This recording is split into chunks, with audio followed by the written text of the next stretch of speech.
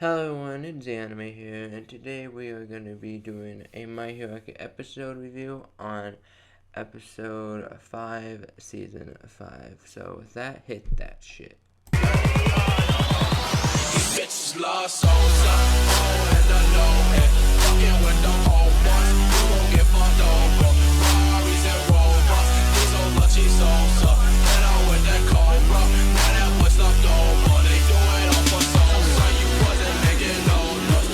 So this episode begins with Aizawa giving a lecture to the participants in the last battle of Class 1A versus Class 2B, at least on the Class 1A side, and kind of explaining how, well, since two of your partners have got captured during that time, those two people would have died in an actual situation.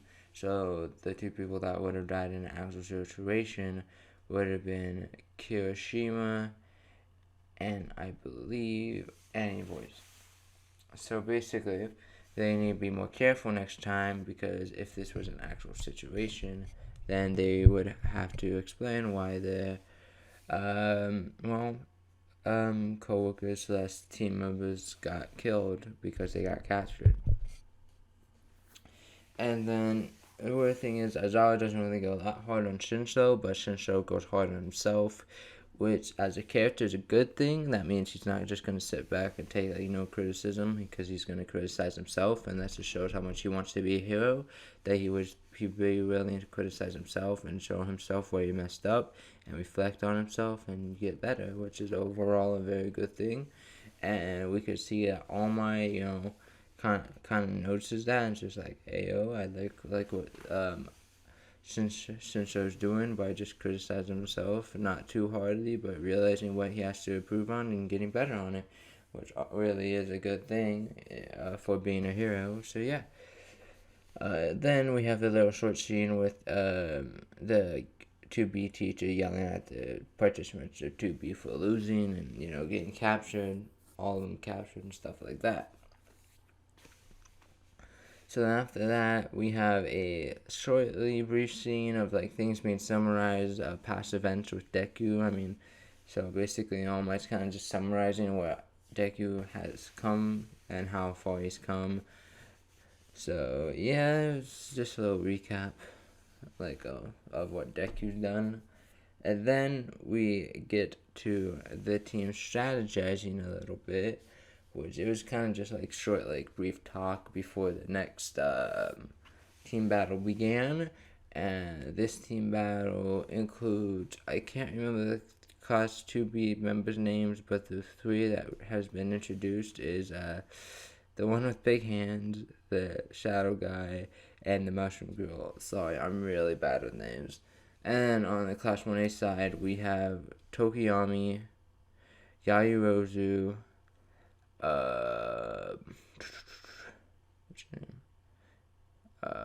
Don't Never Stop Twinkling, and two others, because I'm bad with names. And they didn't really do much this episode, so yeah. Oh, wait, then we have Invisible Girl and someone else. Okay. See, Invisible Girl. I won't remember Invisible Girl. For what? She's invisible. But yeah, so basically, as they're walking to the tournament ground, not the tournament, the battlegrounds, Class 1A, Tokiyami, Class 1B's, Shadow, guy, because he's basically just a shadow guy.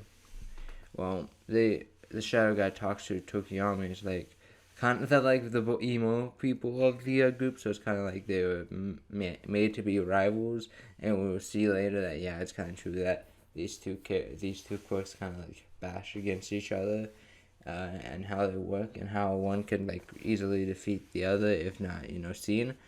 And basically, we also have Yayurozu and the girl with big hands kind of bash too a little bit, because they're kind of both the leaders of the respective classrooms, or both the moms of the respective classrooms, and also they also reflect on the internship that they had together with Mountain Lady. So yeah, And then we get to the battle start. And basically how the battle starts is Tokiyami shows off how far he can go with Dark Shadow now by just freaking going like I don't know how long to go and attack the enemy team. But little did the Class 1A's team know that this was part of Class 2B's team plan. And basically the Shadow guy is able to attach onto Tokiyami's bird, Dark Shadow, and start to control him. So basically that's what happens, and as Tokiyami brings back Dark Shadow starts attacking the Class 1A, and that would be like hitting Don't Stop Twinkling, and also hitting Tokiyami himself.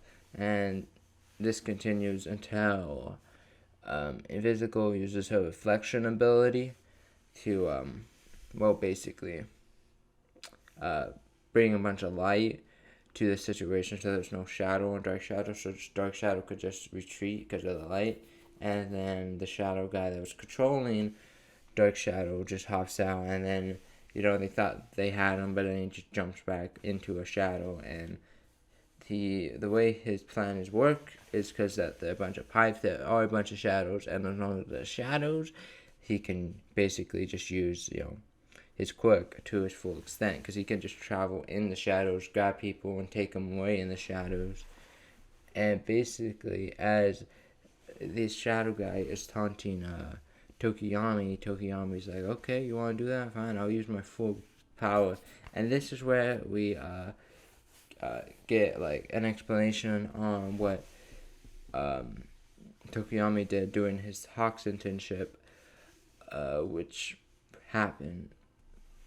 And basically we get this where Tokiyami worked with Hawks for 3 reasons. One, Hawks wanted information on the attacks on Class 1A. 2, he wanted another bird to be on his internship. And 3, he wanted to teach basically Tokiyami how to fly.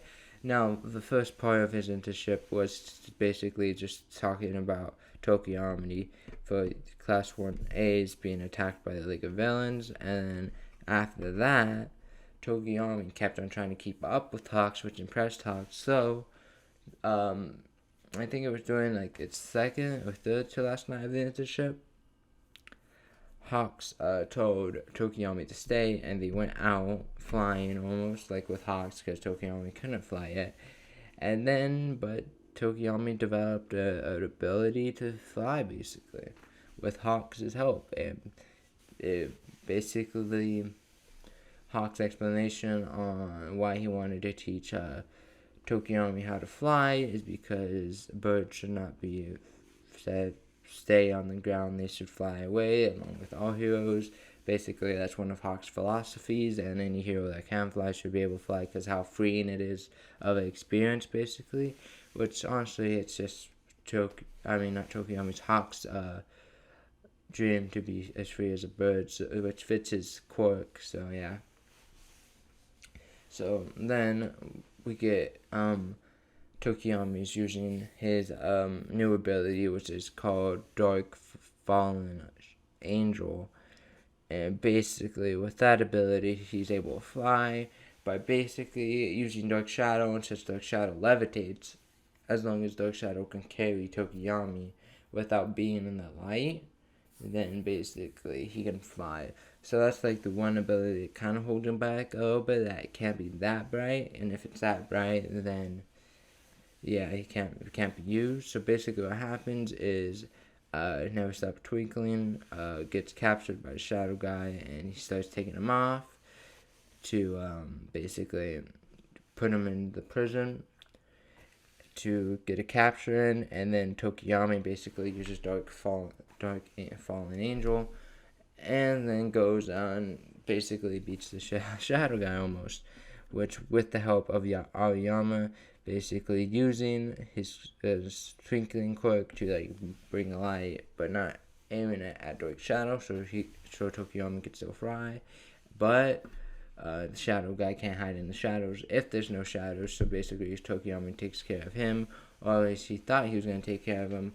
But at the end of the episode, we see mushrooms begin to appear on Class 1A. And this is explained to be the mushroom grows quick, basically, to make mushrooms appear. These mushrooms probably have some type of special ability. But yeah. So overall, this episode was kind of boring. I'm not gonna lie. I'm giving it a 6 out of 10. Mostly because this arc to me is kind of boring. Overall, like only one thing happens in this arc, and I'm not gonna say what. But yeah. So it's kind of boring. I give the episode 6 out of 10. I mean, the Hawks in the ship was kind of cool, but yeah. With that, if you enjoyed this episode review, subscribe, like, or not, your favorite one. Yeah, the anime. Signing off.